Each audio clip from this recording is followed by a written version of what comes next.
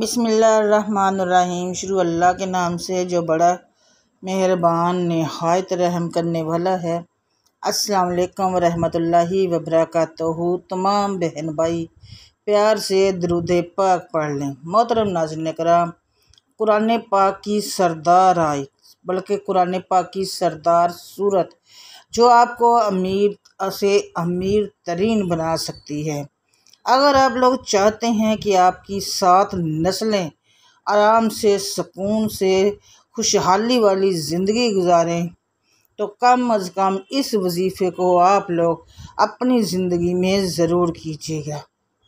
अगर आप लोग चाहते हैं कि आपके बच्चे कभी किसी के मोहताज ना हों, अगर आप लोग चाहते हैं कि आपके घर में कभी भी तंग दस्ती ना हो, अगर मेरी बहनें और भाई चाहते हैं कि उनके कारोबार आसमान की बुलंदियों तक जाए और वो अल्लाह की राह में ज़्यादा से ज़्यादा खर्च करें, तो नमाज असर के बाद इस सरदार आयत का वजीफ़ा ज़रूर कीजिएगा।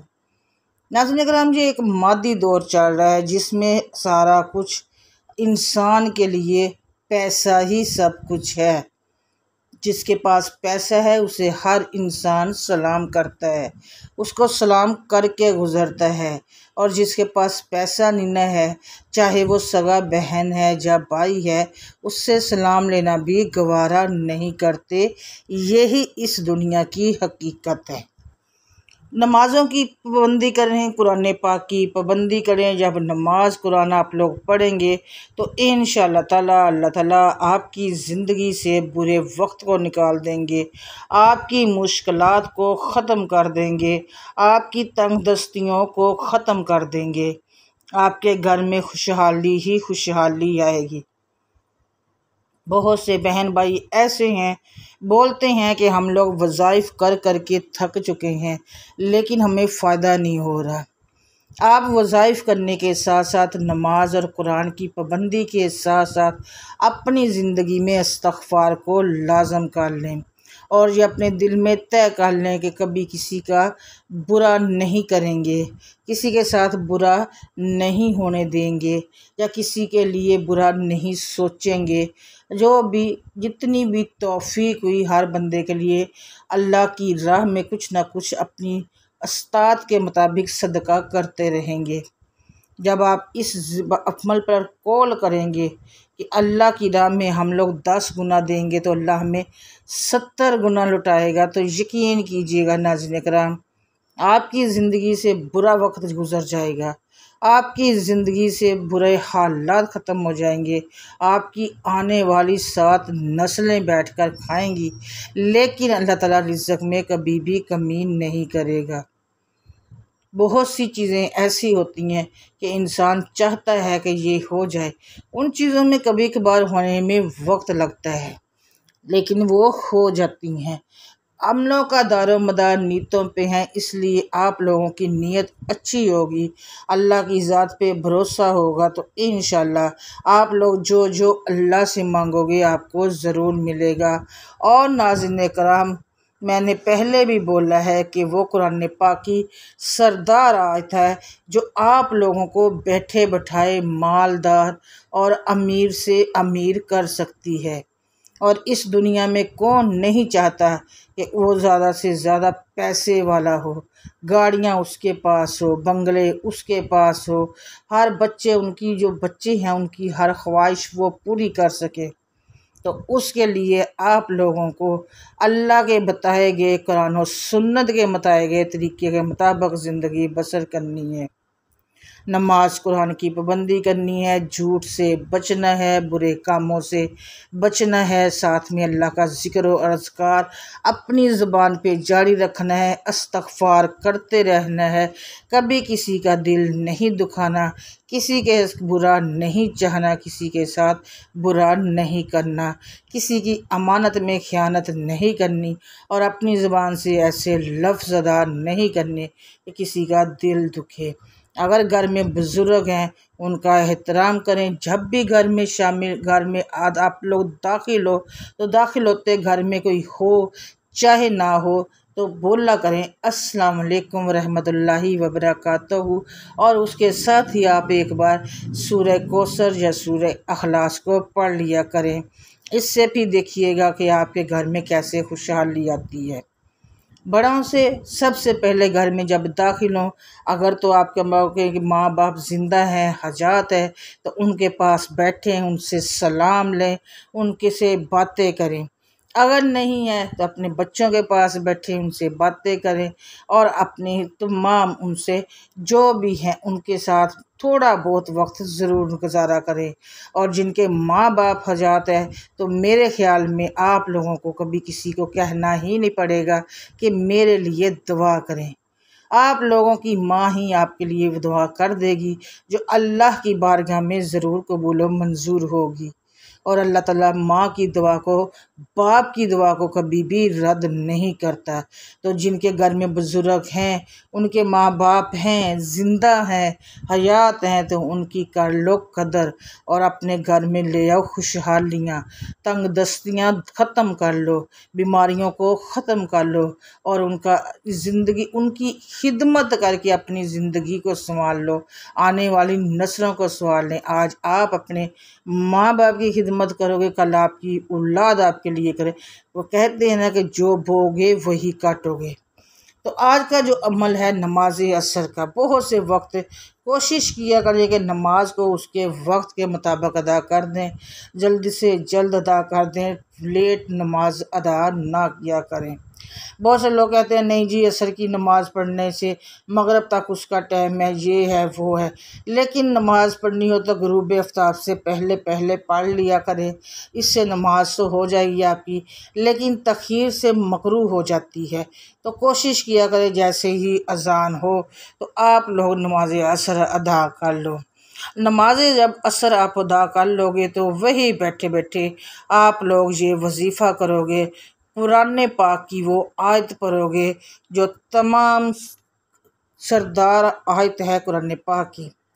नाज़रीन, जब नमाज असर आप लोग अदा कर लें और आप वहीं बैठे अल्लाह ताला की बारगाह में सबसे पहले ज़्यादा से ज़्यादा दरूद पढ़ेंगे। जितना ज़्यादा दरूद पढ़ सकते हैं पढ़ें।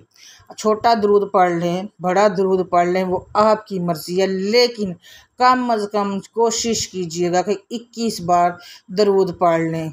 छोटा ही चाहे पढ़ें, लेकिन कोशिश यही होनी चाहिए कि 21 बार आप वो दरूद पाक पढ़ें।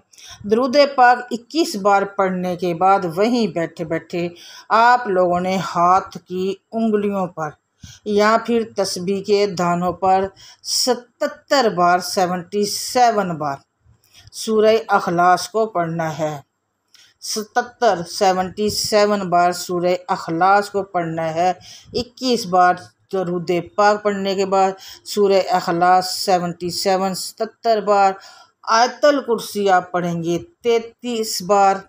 आयतल कुर्सी 33 बार पढ़ने के बाद सूरह बकरा की आखिरी आयत, सूरह बकरा की आखिरी आयत को आप लोग पढ़ोगे सिर्फ़ और सिर्फ 3 बार। 3 बार पढ़ने के बाद फिर आप लोग उतना ही दरूद पाक फिर पढ़ेंगे और वही दरूद पाक आप फिर पढ़ेंगे जो आप लोगों ने शुरू में पढ़ा था।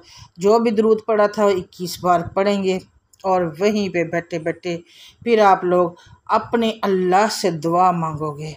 नाज़रीन करम, जिस मकसद के लिए आपने ये अमल करना है, दौलत चाहिए उसकी नियत करें, घर चाहिए उसकी नियत करें, अपने को दौलत गाड़ी बंगला चाहिए तो उसकी नियत करें, और जिसकी भी नियत करनी है नियत करके आप लोगों ने वहीं पे अमल करना है। कोई भी अमल हो, कोई भी वजीफ़ा है, कोशिश किया करें कि आप ये अमल हाथ पर किया करें, हाथ की उंगलियों पर किया करें, क्योंकि कब्र में हमारे साथ ये हाथ जाएगा, तस्बीहात नहीं जाएगी। बहुत से लोग तस्बीह पे ये करते हैं, हाँ, जिनको याद नहीं रहता, काउंट करना याद नहीं रहता है, भूल जाती हैं, वो तस्बीह पे कर सकते हैं अगर ज़्यादा लंबा पढ़ना है। अगर छोटा है 33 बार है या 23 बार है या 11 बार है या 20 बार है, ये तो आप लोग हाथ की उंगलियों पर भी बआसानी पढ़ सकती हैं। और जब कोई अल्लाह ताला का कलाम हाथ की उंगलियों पर पड़ जाता है तो यही उंगलियां हमारी कुरान अकबर में रोशन होगी। तो कोशिश किया करें, कोई अमल है, कोई वजीफ़ा है, उनको जहाँ कोई तस्बीह आप लोग कर रहे हैं, अल्लाह ताला के सिफाती नामों की कर रहे हैं, या जो भी कर रहे हैं, हाथ की उंगलियों पर करें। तो कोशिश कीजिएगा ये अमल भी आप हाथ की उंगलियों पर कीजिएगा। नमाज असर के बाद इस अमल को आप लोगों ने अपनी ज़िंदगी में ज़रूर शामिल करना है। और नाज़रीन कराम, इस अमल को आप रोज़ाना भी कर सकते हैं, आप हफ्ते में 2 से 4 बार भी कर सकते हैं। मेरे ख़्याल में इतना लंबा अजय वजीफ़ा नहीं है। अगर आप चाहें तो इसको अपनी ज़िंदगी में शामिल कर लें। यकीन कीजिएगा कि आपकी आने वाली 7 नस्लें समझ जाएंगी।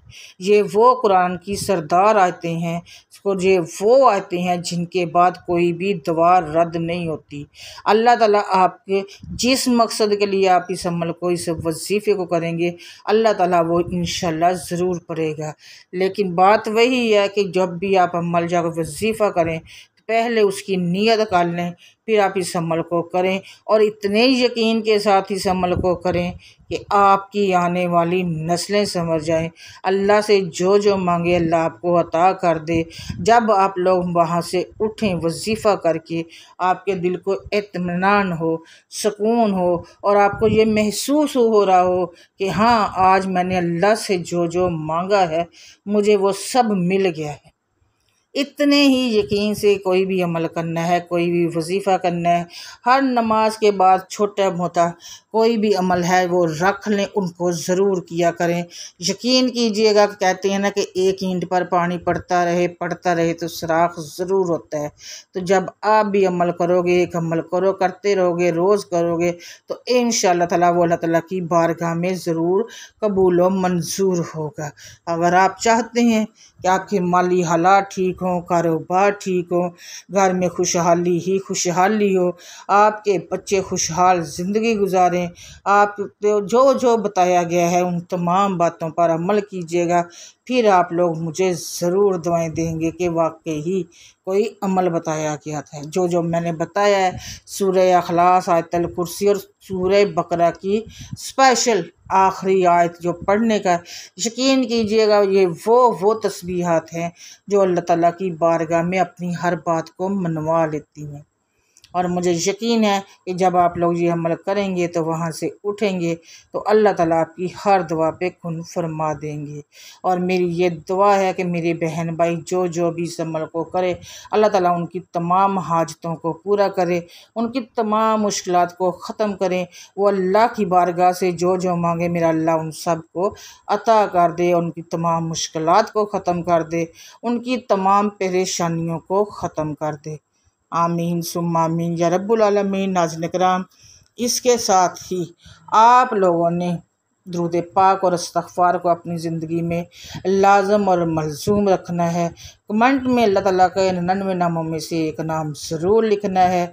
और उसके अलावा नाज़रीन किराम, रिज़्क़ में बरकत के लिए अल्लाह ताला के एक नाम ज़रूर लिखिएगा। उसके अलावा वीडियो को लाइक कीजिएगा, सदका जारिया की नीयत से आगे ज़रूर शेयर कीजिएगा, ताकि जो भी ये वजीफ़ा या अमल करे उसका सवाब आपको भी मिलता रहे। और ये वो नेकियां हैं जो क़यामत के दिन हमारे लिए सदका जारिया, हमारे लिए नजात का ज़रिया बनेगी। इसके साथ ही मुझे दें इजाज़त। इंशाल्लाह दोबारा से आपसे मिलूँगी एक और वजीफ़े और एक और वीडियो के साथ, बशर्ते ज़िंदगी। तब तक के लिए अल्लाह हाफिज़, जज़ाकल्लाह खैरन कसीर।